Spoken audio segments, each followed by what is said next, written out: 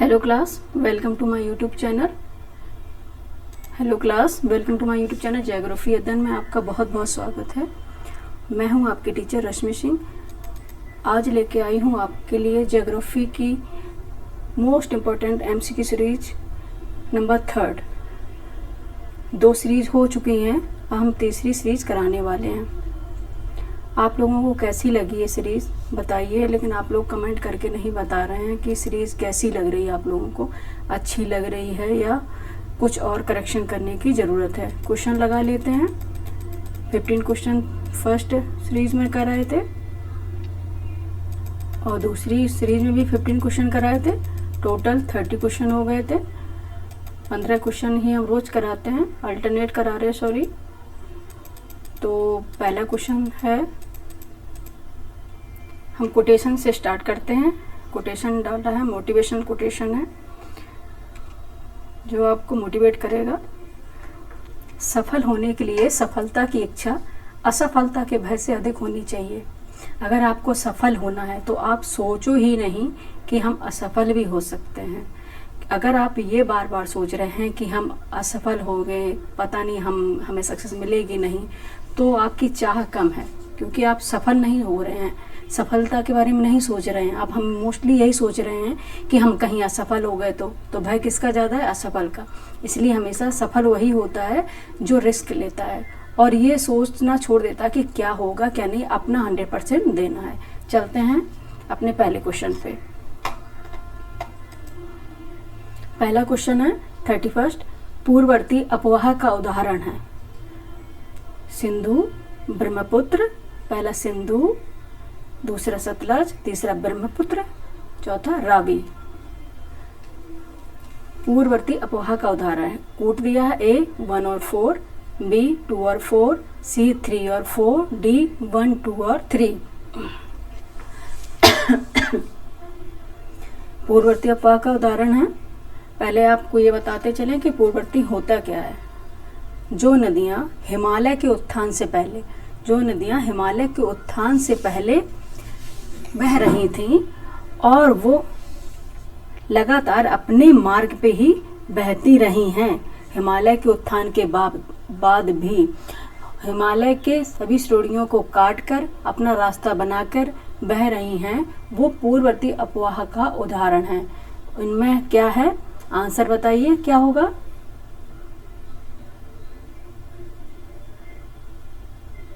Answer क्या होगा? Pen change कर लेते हैं। कई लोगों को पता रेड में दिक्कत हो रही है, दिखाई नहीं दे रहा है, तो हम पेन का कलर चेंज कर लेते हैं। 1 मिनट। पेन का कलर वाइट रख लेते हैं, ठीक है। वाइट सही नहीं रहेगा, या येलो रख लेते हैं। पेन का कलर हम येलो रख लेते हैं, ठीक है। तो क्या है? सिंधु है, सतलज है, ब्रह्मपुत्र है। तो क्या हो गया? 1 2 और 3, डी। आंसर हो गया डी। सिंधु, सतलज और ब्रह्मपुत्र पूर्ववर्ती अपवाह का उदाहरण है।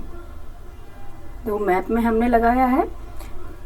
इससे पहले अब जो टेस्ट सीरीज कराई थी उसमें हमने करवा दिया था सिंधु का रीजन, ब्रह्मपुत्र का और सतलज का भी।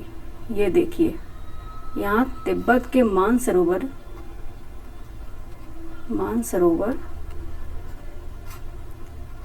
झील के निकट ये तीनों नदियों का उद्गम होता है। ये है इंडस सिंधु। मानसरोवर झील के पास बोखरचू ग्लेशियर से निकलती है। बोखरचू ग्लेशियर।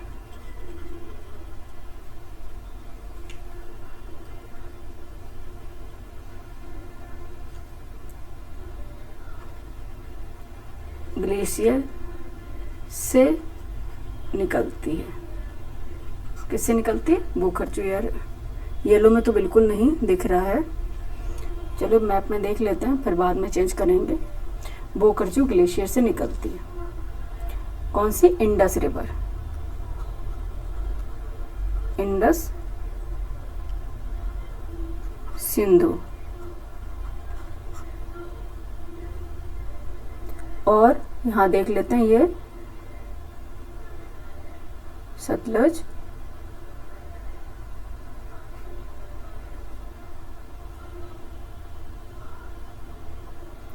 मानसरोवर झील के पास से राकसताल, राकसताल ये देखो झील दिखाई भी है, राकसताल झील से निकलती है। मानसरोवर के पास राकसताल झील से निकलती है। कौन सी? सतलुज। और ब्रह्मपुत्र, ये ब्रह्मपुत्र यहाँ देख लीजिए, ये दिखा रहे हैं हम, ये यहाँ पे यू मोड़ बनाते हुए अरुणाचल प्रदेश, असम से ये बांग्लादेश में बहती हुई बे ऑफ बंगाल में गिर जाती है। ये क्या है? ब्रह्मपुत्र।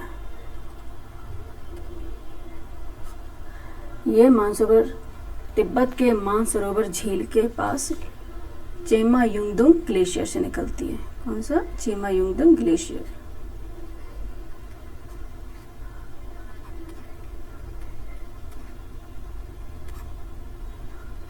ग्लेशियर से निकलती है। तो ये तीनों नदियां हिमालय के उत्थान से पहले ही बह रही हैं।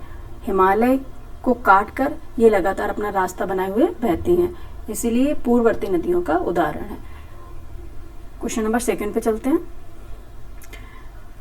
32, गंगा नदी एकमात्र सहायक नदी जिसका उद्गम मैदान में है। गंगा नदी की एकमात्र सहायक नदी जिसका उद्गम मैदान में। Option A Son, option B Sharda अथवा Saryu, option C Gomti, option D Ramganga. Answer क्या होगा? कौन सी गंगा नदी की एक सहायक नदी है जिसका उद्गम मैदान में है? आंसर है सी गोमती। गोमती का उद्गम कहाँ है? मैदान में।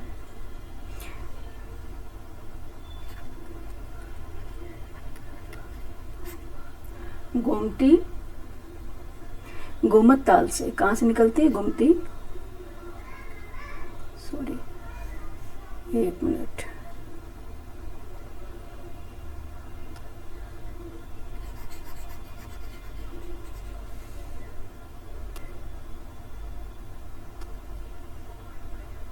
पेन का कलर चेंज कर लेते हैं, वाइट रख लेते हैं। गोमती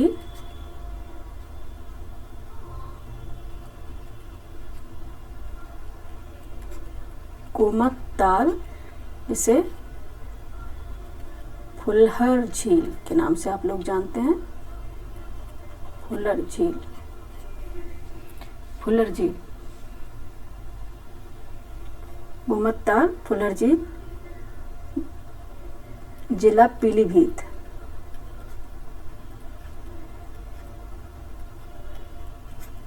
से निकलती है। गोमत ताल जिला पीलीभीत के गोमत ताल फुलर झील से निकलती है गोमती। इसकी टोटल लंबाई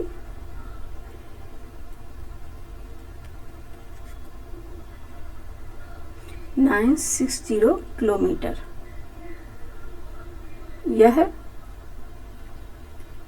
शाहजहांपुर, खीरी,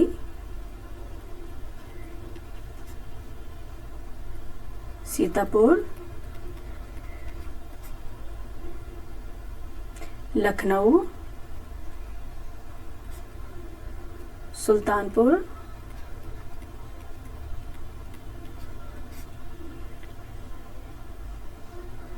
और कहाँ से? जौनपुर, जौनपुर जिलों से होकर बहती है। जिलों से होकर बहती है। रिपीट कर देते हैं।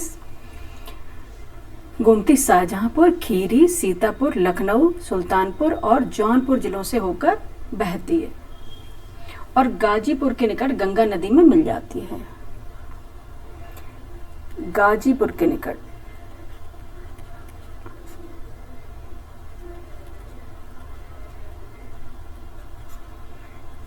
गंगा नदी में मिल जाती है। नदी में मिल जाती है। क्या? कौन सी रिवर? गोमती रिवर। और गोमती का वैदिक नाम क्या है बताइए आप लोग? ये तो पता होना चाहिए यार, गोमती के बारे में तो जरूर पता होना चाहिए। गोमती का वैदिक नाम है गोमल। वैदिक नाम है गोमल। ठीक है, नेक्स्ट क्वेश्चन पे चलते हैं। इतनी जानकारी काफी है, नेक्स्ट क्वेश्चन पे चलते हैं। क्वेश्चन नंबर 33, नदियों की लंबाई की अवरोही क्रम में गोदावरी, महानदी, नर्मदा, तापी का सही अनुक्रम कौन सा है? Option A Godavari, option Godavari, Mahanadi, Narmada, Tapi, option B Godavari, Narmada, Mahanadi, Tapi, option C Narmada, Godavari, Tapti, Mahanadi, option D Narmada, Tapti, Godavari, Mahanadi. लंबाई के अनुसार आपको इन नदियों का क्रम बताना है। आंसर क्या होगा?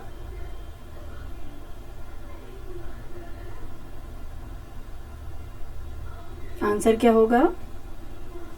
आंसर होगा बी। आंसर होगा बी। यहां हम लिख देते हैं, कंफ्यूजन न हो। बी, गोदावरी, नर्मदा, महानदी, फिर तापी। पहले आएगा गोदावरी, फिर नर्मदा, फिर महानदी, फिर तापी। आप लोग सोच रहे होंगे कि हम नदियों के बारे में इतना क्यों पढ़ा रहे हैं। पहली जो टेस्ट सीरीज हुई उसमें भी हमने नदियों के बारे में काफ़ी बताया, और सेकंड टेस्ट सीरीज है इसमें भी बता रहे हैं, थर्ड टेस्ट सीरीज इसमें भी बता रहे हैं, क्योंकि अधिकांश नदियों के बारे में बहुत ज़्यादा पूछा जाता है। एक दो क्वेश्चन तो नदियों के बारे में होते ही होते हैं, और मोस्ट इम्पॉर्टेंट नदियों के बारे में ही बता रहा है। ऐसे तो नदियाँ इतनी हैं कि आप याद ही नहीं कर पाएंगे। ठीक है, गोदावरी, नर्मदा, महानदी, तापी। देख लेते हैं लंबाई के अकॉर्डिंग इसकी कितनी है। गोदावरी, सॉरी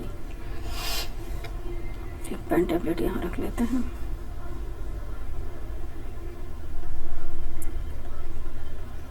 गोदावरी की कितनी है?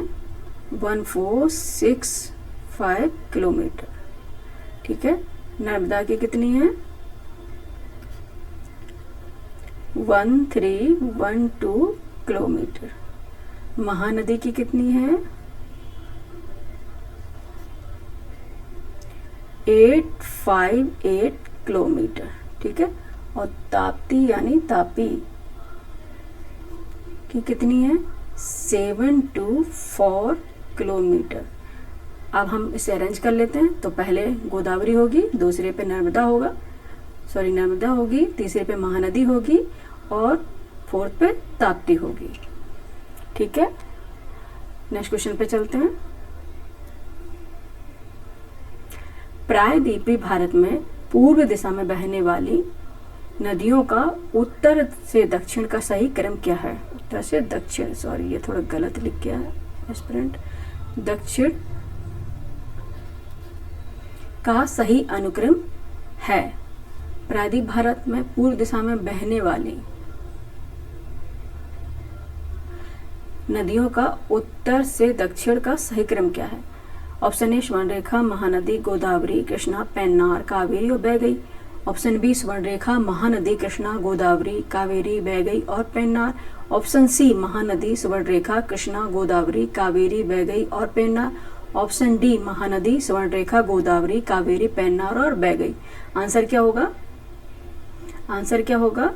आंसर होगा ए। आंसर होगा ए। इसका हमने मैप भी बनाया है, उसमें हम देख लेते हैं। पहले क्या आएगा? स्वर्णरेखा, फिर महानदी, फिर गोदावरी, फिर कृष्णा, फिर पेन्नार, फिर कावेरी और फिर बह गई। स्वर्णरेखा, महानदी, गोदावरी, कृष्णा, पेन्नार, कावेरी और फिर बह गई। नेक्स्ट जो बनाया हुआ है हमने वो आपको दिखा देते हैं। देखो थोड़ा मैप सही नहीं बना, लेकिन कोशिश करी है हमने। उत्तर से दक्षिण क्रम है, नॉर्थ टू साउथ। पूर्व तट की नदियाँ बे ऑफ बंगाल में जो गिरती हैं, पहले स्वर्ण रेखा, वाइट नहीं लेते यार, वाइट में सही नहीं आ रहा।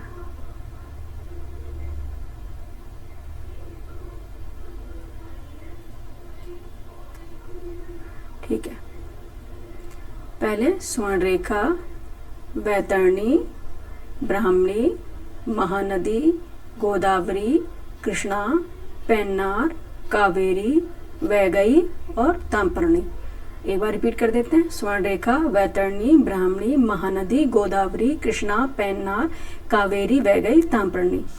ठीक है, ये पूर्वी तट की नदियां हैं और बे ऑफ बंगाल में जो अपना जल गिराती हैं। दूसरा हम देख लेते हैं नदियों का क्रम, नॉर्थ टू साउथ। पश्चिमी तट की नदियां देख लेते हैं जो अरेबियन सी में अपना जल गिराती हैं। यह है लूनी, जो कहीं अपना जल कहाँ गिराती, कच्छ के रण में, जो अंतःस्थल का एक बहुत अच्छा उदाहरण है, जो स्थल में ही विलीन हो जाती, सागर तक नहीं पहुंच पाती हैं। पहले लूनी, साबरमती, माही, ये खंबात की खाड़ी अरेबियन सी में अपना जल गिराती है। फिर नर्मदा, तापी। फिर देख लेते हैं पश्चिमी तट की नदियां, मांडवी,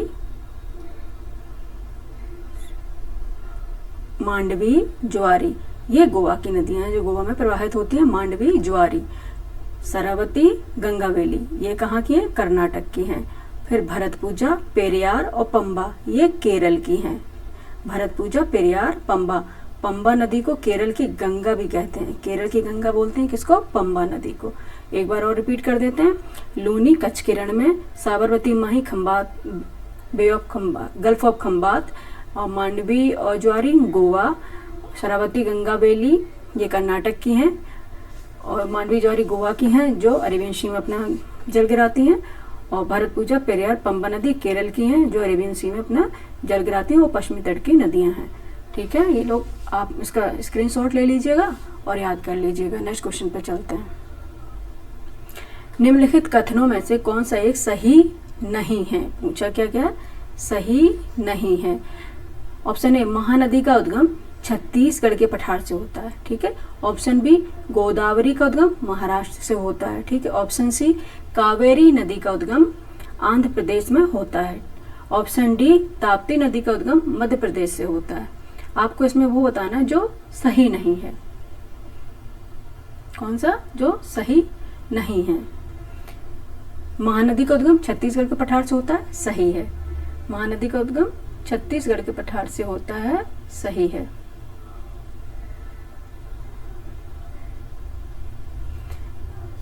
हम आपको बताते भी चलते हैं, छत्तीसगढ़ में सिहावा पहाड़ी धमतरी जिला है जो उससे होकर निकलती है। कौन सी? महानदी। एक मिनट यहाँ लिखते हैं, सिहावा पहाड़ी, सिहावा पहाड़ी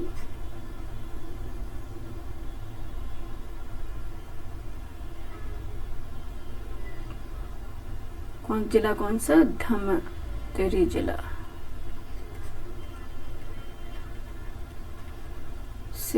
से निकलती है।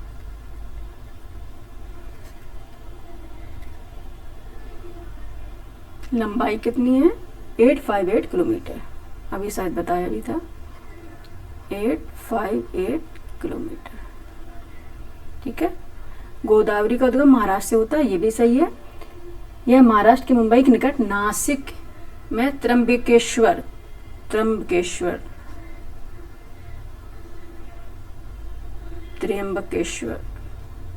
सॉरी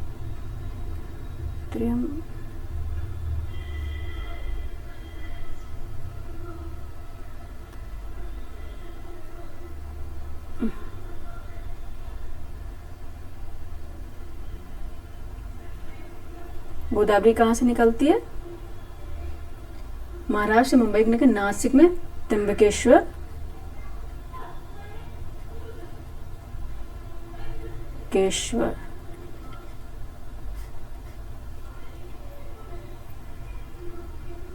से निकलती है। ठीक है। ये सिहावा पहाड़ी से निकलती है, छत्तीसगढ़ के सिहावा पहाड़ी। कावेरी नदी का उद्गम आंध्र प्रदेश में होता है, ये सही है क्या? बताइए, ये सही है क्या? देखो, ताप्ती नदी का उद्गम मध्य प्रदेश से होता है, ये सही है। ताप्ती नदी का उद्गम मध्य प्रदेश से होता है, ठीक है, ये गलत है। कावेरी नदी का उद्गम कहाँ से होता है बताओ? कर्नाटक के पश्चिमी घाट की श्रेणियों में ब्रह्मगिरी पहाड़ी से होकर निकलती है।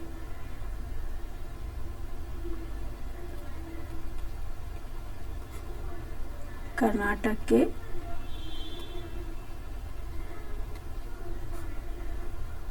पश्चिमी घाट की श्रेणियों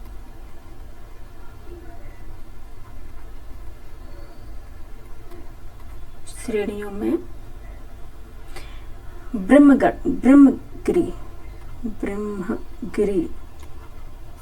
ब्रह्मगिरी पहाड़ी से होकर निकलती है।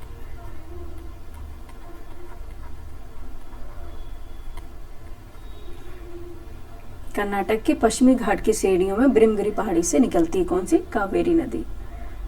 कौन सी निकलती है? कावेरी नदी। और ताप्ती 724 किलोमीटर मध्य प्रदेश से बैतूल के पठार से होकर निकलती है,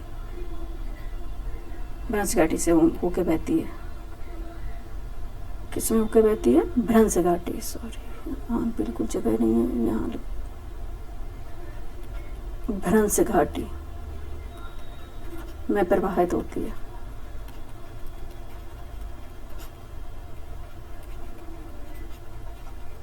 भ्रंश घाटी में प्रवाहित होती है, ठीक है। कावेरी के बता दिया, ताप्ती बता दिया, गोदावरी बता दी, महानदी भी बता दिया, ठीक है। आंसर क्या हो गया? सी। नेक्स्ट क्वेश्चन पे चलते हैं।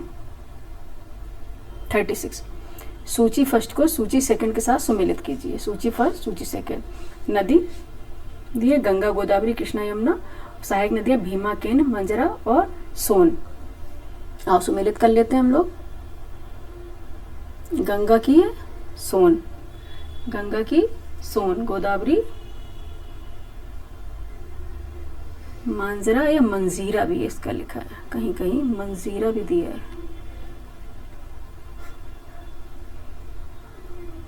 कृष्णा की सहायक नदी भीमा और यमुना की सहायक नदी केन, ठीक है। अब मिला लेते हैं।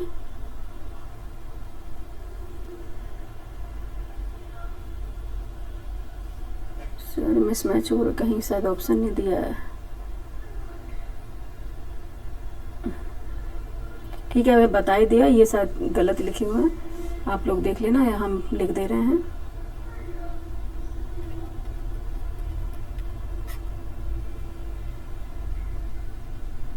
एक दो तीन चार ऐसे लिखना चाहिए यार, ABCD। ए का 2, ए का 4, ए का 4, B का C, B का 3। गलत लिखा है, रहने दो, अब हम बता ही देते हैं। गंगा सोन किसकी सहायक नदी है? गंगा की, ठीक है। और गोदावरी की सहायक नदी कौन सी है? गोदावरी की सहायक नदी कौन सी है? मंजीरा या मंजरा।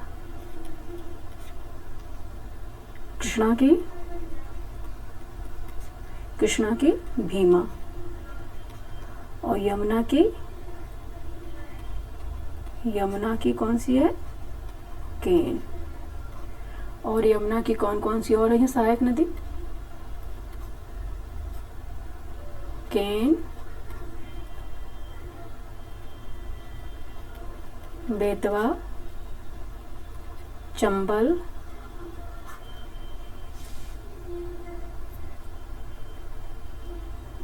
बेतवा, चंबल, ये सभी यमुना की सहायक नदी हैं। नेक्स्ट क्वेश्चन पे चलते हैं। क्वेश्चन नंबर 37 हुंडरू जलप्रपात निर्मित है इंद्रावती पर, ऑप्शन बी कावेरी पर, ऑप्शन सी सुवर्णरेखा पर, ऑप्शन डी उपरोक्त में से कोई नहीं। कहाँ पे है बताइए अब जरा, आंसर क्या होगा? आंसर होगा सी। आंसर क्या होगा? सी। हुंडरू प्रपात रांची से 45 किलोमीटर की दूरी पर स्वर्णरेखा नदी पर स्थित है। रांची से 45 किलोमीटर दूरी स्वर्णरेखा नदी पर स्थित है हुंडू जलप्रपात। कहाँ पे? स्वर्णरेखा नदी पर। और स्वर्णरेखा नदी के बारे में बता देते हैं आपको। स्वर्णरेखा या फिर सुवर्ण रेखा, दोनों नाम से इसे जाना जाता है। झारखंड के छोटा नागपुर पठार से निकलती है।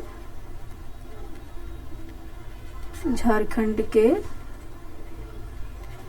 छोटा नागपुर पठार से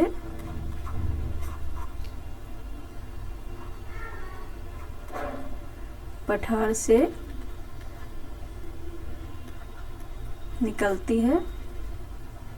झारखंड के छोटा नागपुर पठार से निकलती है, पश्चिम बंगाल और उड़ीसा की सीमा बनाती है। और यह पश्चिम बंगाल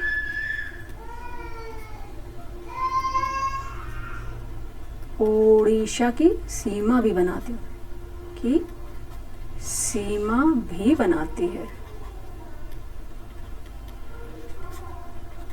पश्चिम बंगाल और उड़ीसा की सीमा भी बनाती है। और यह डेल्टा न बनाकर स्वर्णरेखा नदी क्या बनाती है? एस्चुरी का मुहाने का निर्माण करती है। स्वर्णरेखा नदी मुहाना, ज्वार नदमुख जिसे बोलते हैं, मुहाना क्या? ज्वार नदमुख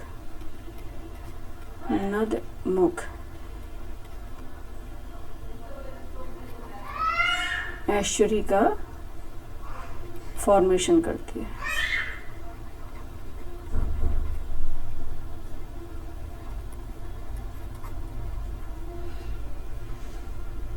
एस्चुरी का क्या करती है? फॉर्मेशन करती है।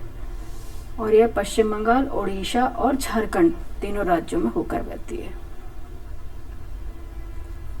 पश्चिम बंगाल, उड़ीसा और झारखंड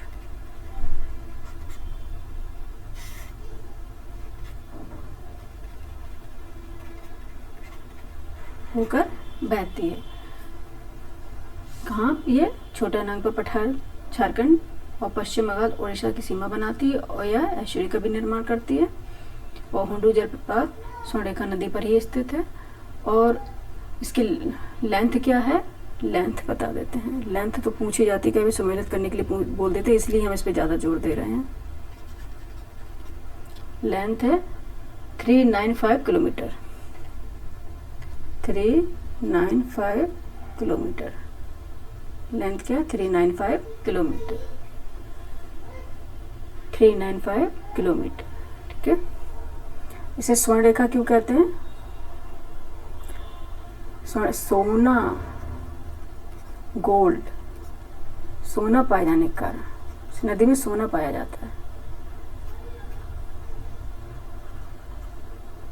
इसलिए इसके कारण इसका नाम स्वर्ण रेखा है। क्या है? स्वर्ण रेखा।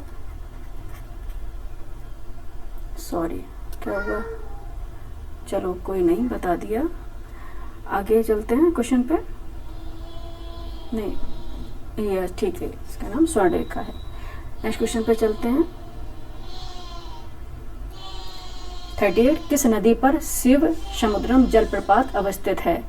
किस नदी पर शिव समुद्रम जलप्रपात अवस्थित है? Option A Kaveri, option B Krishna, option C Godavari और ऑप्शन डी महानदी। अब आपको बताना शिव समुद्रम जलप्रपात किस उस पे स्थित है।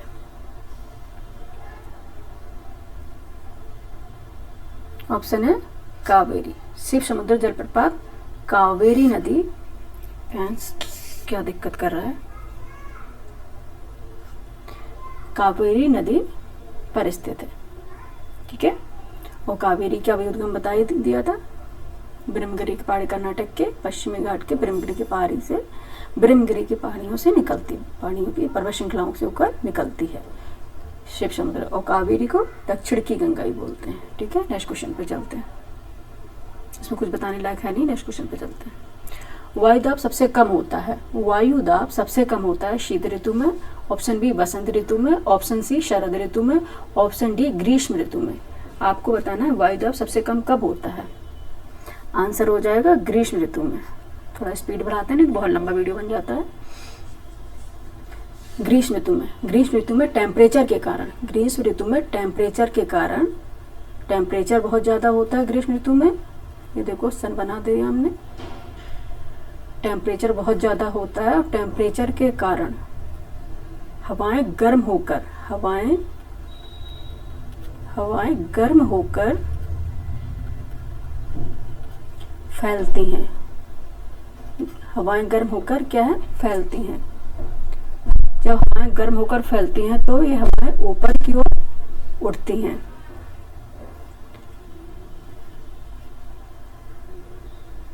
जिससे वायु दाब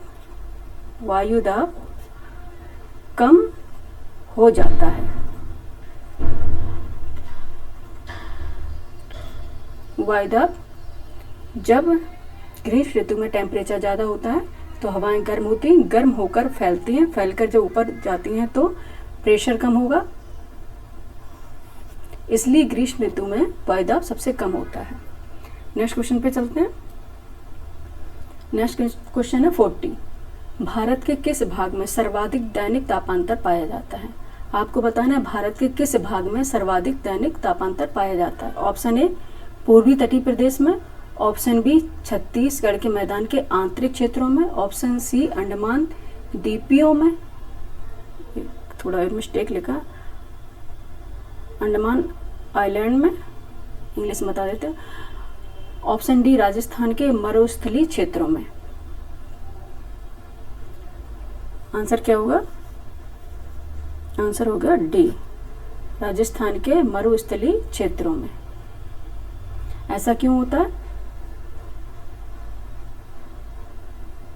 क्योंकि मरुस्थल जो होते हैं, मरुस्थल में रेत पाई जाती है। क्या पाई जाती है, रेत पाई जाती है। दिन के समय रेत सूर्य तप का, सोलर इंसुलेशन की मात्रा को सबसे ज़्यादा एब्जॉर्ब करते हैं, और रात्रि के समय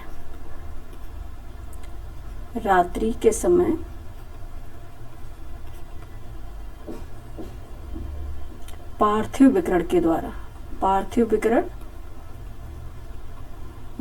के द्वारा टेरेस्ट्रियल रेडिएशन के द्वारा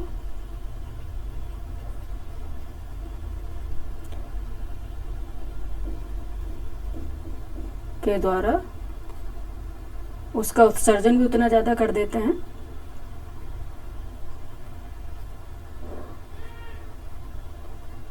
जिससे, एक मिनट, क्या यार, जिससे, सॉरी एक मिनट, दिन में टेम्परेचर 50 प्लस चला जाता है और रात्रि में टेम्परेचर 10 हो जाता है, 10 डिग्री सेंटीग्रेड तक हो जाता है। राजस्थान के जो बाड़मेर, जैसलमेर के ज़िले हैं, वहाँ दिन का टेम्परेचर इतना होता है कि लोग सहन नहीं कर सकते, और रात्रि का टेम्परेचर इतना हो जाता है कि लोग रजाई ओढ़ते हैं।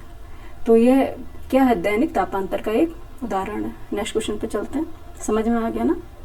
ठीक, कमेंट करके बताइए समझ में आया आप लोगों को। ठीक है, नेक्स्ट क्वेश्चन पे चलते हैं। Question number 41। तमिलनाडु में शीतकालीन वर्षा होने के क्या कारण है। तमिलनाडु जो स्टेट है, राज्य है, उनमें शीतकालीन वर्षा होने का कारण क्या है। दक्षिण पश्चिम मानसून, ऑप्शन ए दक्षिण, यहाँ गलत लिखा है दक्षिण, मैं इसको करेक्ट कर देती हूँ, दक्षिण पश्चिम मानसून, ऑप्शन बी उत्तर पूर्वी मानसून, ऑप्शन सी पश्चिमी विक्षोभ, ऑप्शन डी उष्णकटिबंधीय चक्रवात।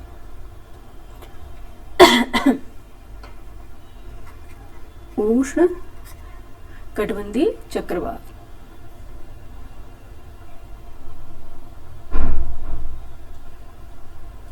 किससे ज़्यादा होता है बताइए?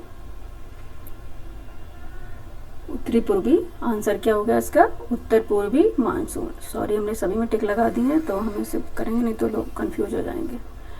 उत्तर पूर्वी मानसून। सबसे ज़्यादा वर्षा तमिलनाडु में किससे होती है? उत्तर पूर्वी मानसून, जिसे लौटता हुआ मानसून भी कहा जाता है। यह भारत के उत्तर पूर्वी में लौटते हुए समय पश्चिम बंगाल, शायद हमने देखो यहाँ बोल लगाया हुआ, ठीक है। तमिलनाडु में वर्षा होती है उत्तर पूर्व मानसून से, जब यहाँ से मानसून ये लौट रहा होता है। ये बंगाल से आर्द्रता ग्रहण करता है, ग्रहण करके ये तमिलनाडु में बारिश कराता है। क्या करता है? तमिलनाडु में बारिश कराता है। किससे? उत्तर पूर्वी मानसून से। मानसून भारत में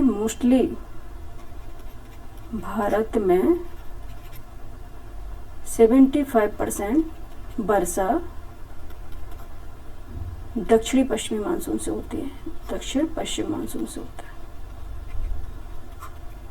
दक्षिण पश्चिम मानसून में 2 शाखाएं आती हैं, एक अरेबियन सी, अरब सागर की शाखा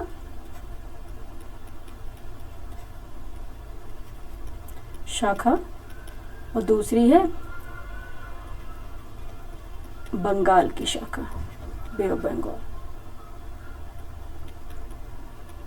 मानसून अरब सागर की, जब यह गर्म होकर हवाएं ऊपर उठती हैं, मानसून देखो एक शाखा तो ये पश्चिमी घाट से, एक शाखा अरेबियन की, एक शाखा नर्मदा और तापी के से, और तीसरी शाखा अरावली के समानांतर होते हुए जाती है। और जब हिमालय से टकराती है तो यहाँ पर खूब वर्षा करती है। हिमालय से टकराती है, यहाँ पे खूब ज़्यादा वर्षा करती है। देखो ये बारिश हो रही है ना, खूब ज़्यादा वर्षा करती है। और ये नर्मदा जो तापी से एक शाखा जाती है, तो यहाँ पे कोई तटबंध न होने के कारण, कोई रोक न होने के कारण यह आगे बढ़ती जाती है और आगे जाकर नागपुर में भी वर्षा करती है। ठीक है। और ये तीसरी जो पश्चिमी घाट से टकराती है, यहाँ वर्षा करती है। घर्षण के कारण टेम्परेचर अधिक हो जाता है और धीरे धीरे आर्द्रता कम होने लग जाती है। जब यह आगे बढ़ती है तो धीरे धीरे आर्द्रता कम होने लग जाती है और ये वृष्टि छाया प्रदेश, दक्षिण पठार के वृष्टि छाया प्रदेश जहाँ वर्षा की मात्रा कम हो जाती है। मतलब यहाँ पश्चिमी घाट की उपेक्षा इसके वृष्टि छाया प्रदेश में वर्षा बहुत कम होती है। ठीक है।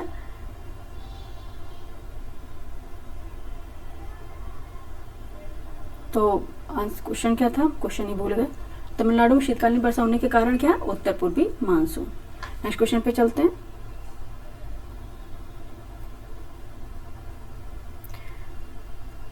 क्वेश्चन 42, वर्षा ऋतु में मैंगलोर में 280 सेंटीमीटर वर्षा होती है, परंतु बेंगलुरु में केवल 50 सेंटीमीटर वर्षा होती है। इसके लिए कौन सा कारण उत्तरदायी है? ऑप्शन ए, मंगलौर तटीय क्षेत्र में जबकि बेंगलुरु पठार पर है। ऑप्शन बी, मैंगलोर में मानसून पहुंचती है परंतु बेंगलुरु के नितांत से निकल जाती है। ये कोई भी, ये मिस्टेक होगा, निकल जाती है। बेंगलुरु समुद्र से इतना दूर है कि वहां तक मानसून पहुंच नहीं पाती। ऑप्शन डी, मंगलौर पश्चिमी तट पर स्थित है जबकि बेंगलुरु पश्चिमी घाट के वर्षा छाया क्षेत्र में है। आंसर क्या होगा? आंसर क्या होगा बताइए आप लोग। मंगलौर पश्चिमी तट पर स्थित है जबकि बेंगलुरु पश्चिमी घाट के वर्षा छाया क्षेत्र में है। आंसर होगा डी। अभी हम इसे बता ही रहे थे आप लोगों को। अभी हम आप लोगों को क्या बता रहे थे? इसी क्वेश्चन के बारे में बता रहे थे।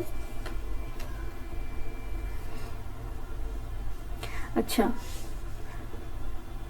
अरब सागर की मानसून की उत्पत्ति अरब सागर में होती है।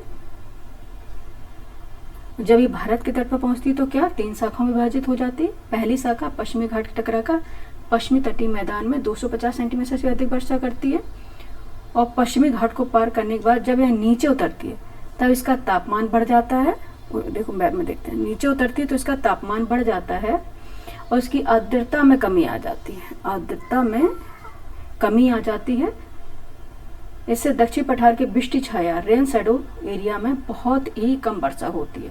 यही कारण है कि इस ऋतु में बेंगलुरु में वर्षा 280 सेंटीमीटर और जबकि बेंगलुरु में केवल 50 सेंटीमीटर वर्षा होती है। ठीक है, समझ में आ गया। नेक्स्ट क्वेश्चन पे देखते हैं, क्या है वृष्टि छाया प्रदेश के कारण rain shadow area, rain shadow zone के कारण ये ऐसा होता है। नेक्स्ट क्वेश्चन, पश्चिमी विक्षोभ किस राज्य में शीतकालीन वर्षा करते हैं। पश्चिमी विक्षोभ किस राज्य में शीतकालीन वर्षा करते हैं। Option A Madhya Pradesh, option B Haryana, option C Karnataka और ऑप्शन डी केरल। ऑप्शन क्या है, आंसर क्या होगा, हरियाणा। क्या होगा, हरियाणा। तो भारत में आने वाले शीतोष्णकटिबंधीय चक्रवात भूमध्य सागर के ऊपर पैदा होते, कहाँ पे होते हैं, मेडिटेरियन सी। शीतोष्णकटिबंधीय जो चक्रवात होते हैं जो भारत में आते हैं, इसकी उत्पत्ति कहाँ होती है, मेडिटेरियन सी में। पश्चिम से पूर्व दिशा में आगे बढ़ते हैं। ठीक है, ये पश्चिम से पूर्व दिशा की ओर आगे बढ़ते हैं। इराक, ईरान, मैप में देखें, मैप बर्ड मैप है नहीं इसमें, इराक, ईरान, अफगानिस्तान तथा पाकिस्तान को पार करने के बाद भारत के उत्तर पश्चिमी भाग में प्रवेश करते हैं। क्योंकि यह पश्चिम दिशा की ओर आगे बढ़ते हैं, इसलिए इन्हें पश्चिमी विक्षोभ कहते हैं। पश्चिमी विक्षोभ क्यों कहा जाता है इनको, पश्चिमी विक्षोभ करने का मेन रीजन क्या है, पश्चिमी विक्षोभ, वेस्टर्न डिस्टर्बेंस। पश्चिमी विक्षोभ कहने का मेन कारण क्या है कि पश्चिम दिशा की ओर आगे बढ़ते हैं। आज तक बहुत से लोगों को यही पता नहीं होगा इसको वेस्टर्न डिस्टर्बेंस क्यों कहते हैं। ठीक है, बहुत बेसिक सी जानकारी है। मुख्य प्रभाव क्या है, जम्मू कश्मीर, पंजाब, हरियाणा, हिमाचल प्रदेश तथा पश्चिमी उत्तर प्रदेश में वर्षा करते हैं ये।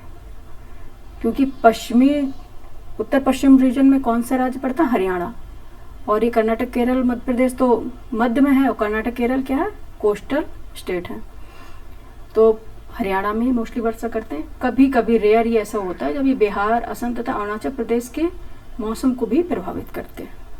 क्या, वेस्टर्न डिस्टर्बेंस। ठीक है, शीतकालीन वर्षा हरियाणा में होती है पश्चिमी विक्षोभ के कारण। नेक्स्ट क्वेश्चन देख लेते हैं, क्वेश्चन नंबर 44, पूर्व से पश्चिम की ओर किन नगरों का वर्षा की मात्रा का अवरोही क्रम है।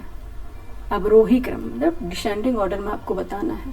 Option A Kolkata, Patna, Prayagraj, Delhi. Option B Patna, Kolkata, Prayagraj, Delhi. Option C Prayagraj, Delhi, Kolkata, Patna. Option D Delhi, Prayagraj, Kolkata, Patna. Answer क्या होगा इसका, आंसर क्या होगा, आंसर होगा ए, कोलकाता, पटना, प्रयागराज, दिल्ली। देखते हैं मैप लगाया क्या इसमें, नहीं है। कोलकाता, प्रयागराज, एक मिनट, एक पेन भी दिक्कत कर रहा है।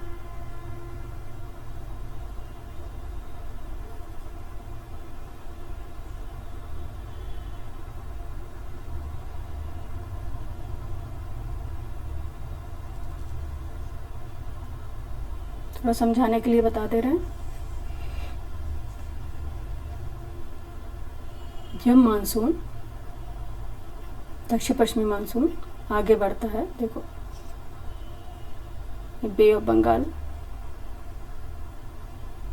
बंगाल की शाखा से आर्द्रता ग्रहण करके यहाँ मेघालय में पहाड़ी कौन सी? गारो खासी जयंती, गारो खासी और जयंतियाँ मेघालय में कौन सी हैं? गारो खासी और जयंतियाँ में बहुत अधिक मात्रा में वर्षा करता है, क्योंकि यहाँ जो पहाड़ी हैं इनका शेप है कोन के आकार का, फनल शेप है कोन का। इधर हवा फंस जाती है और ये धीरे धीरे ऊपर करके ऊपर उठती है और भारी मात्रा में यहाँ वर्षा होती है। और एक जो शाखा है मानसून की, वह आगे बढ़ती है, हिमालय से टकरा नहीं पाती है, तो ये हिमालय के समानांतर, क्योंकि टकराती हिमालय से तो उसको पार नहीं कर पाती है, क्योंकि इसमें इतना मॉइस्चर नहीं होता है कि उसे पार कर पाए, तो यह उसके समानांतर चलने लग जाती है। समानांतर चलती है तो यह पहले कोलकाता, बिहार, पटना, ये प्रयागराज यहाँ उत्तर प्रदेश है, यहाँ दिल्ली, तो सबसे ज़्यादा पहले कहाँ पे वर्षा करती है? कोलकाता में। कितने सेंटीमीटर वर्षा होती है कोलकाता में? करीब, कोलकाता में करीब, यहाँ एक देखते हैं, 1 मिनट इसको मिटा देते हैं।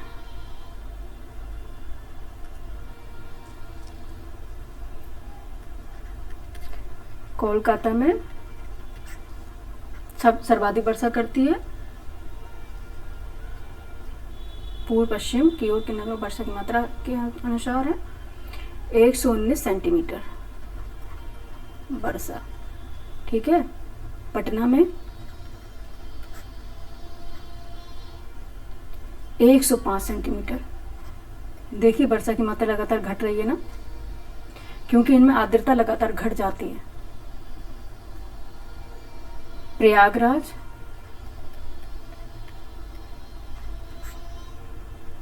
76 सेंटीमीटर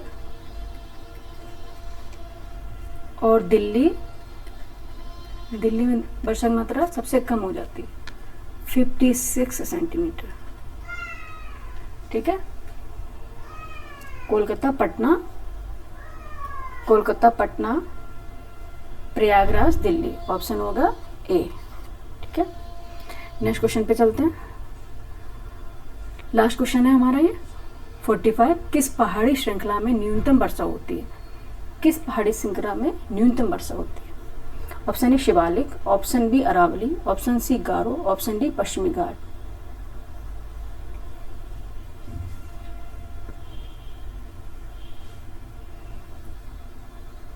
आंसर होगा अरावली, क्योंकि अरावली जो पहाड़ी है, अरब सागर से आने वाली मानसून पवनें, जो अरब सागर से जो मानसून पवनें आती हैं उनके समानांतर है, जिस कारण यहाँ वर्षा न्यूनतम होती है।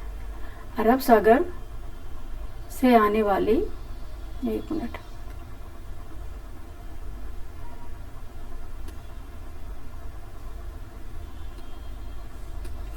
ये क्या हो गया?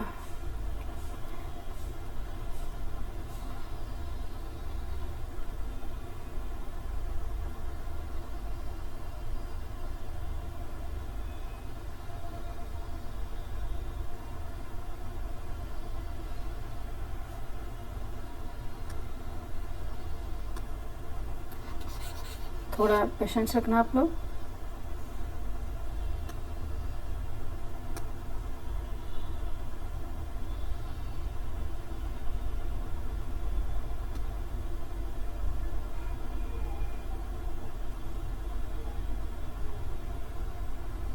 यहाँ अरावली पड़ता है। यहाँ क्या है? अरावली।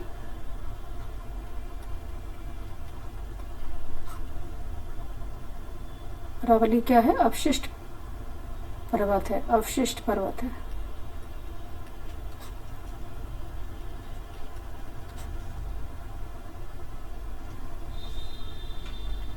जब मानसूनी पवनें आती हैं अरब सागर से, दक्षिण पश्चिम मानसूनी पवनें जो आती हैं, तीसरी शाखा है जो अरावली के समानांतर निकल जाती है और यहाँ हिमालय से टकराकर काफ़ी वर्षा करती है। हिमालय से टकराकर काफ़ी वर्षा करती है, क्योंकि यहाँ पे कोई बैरियर नहीं है और उसके समानांतर है, तो यहाँ रुकावट कोई नहीं है, तो ये सीधे आगे बढ़ जाती हैं और हिमालय से जब टकराएंगी तो वहाँ खूब ज़्यादा वर्षा करेंगी।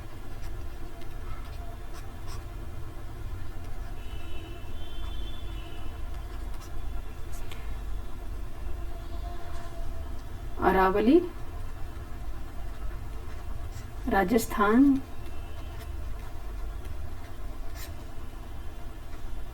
से होकर दिल्ली तक राजपीपला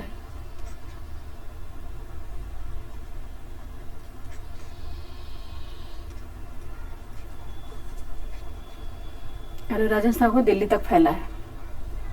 रायसीना हिल्स, सॉरी राजपीपला नहीं, रायसीना हिल्स, रायसीना हिल्स। मुझे लगा था मैं कुछ गलत बोल रही हूँ, कई बार दिक्कत हो ही जाती है। अरावली राजस्थान से होकर दिल्ली के रायसीना हिल तक, दिल्ली के रायसीना हिल तक फैला हुआ है।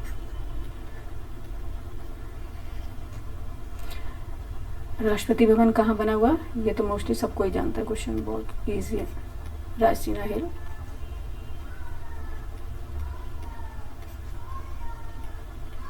जो अरावली का भाग है, अरावली की पर्वत श्रृंखला की पर्वत श्रृंखलाएं हैं।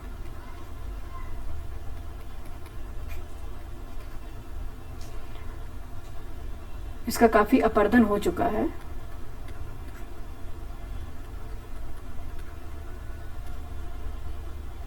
यह अवशेष के रूप में अब बचा है, इसलिए अवशिष्ट पर्वत कहते हैं।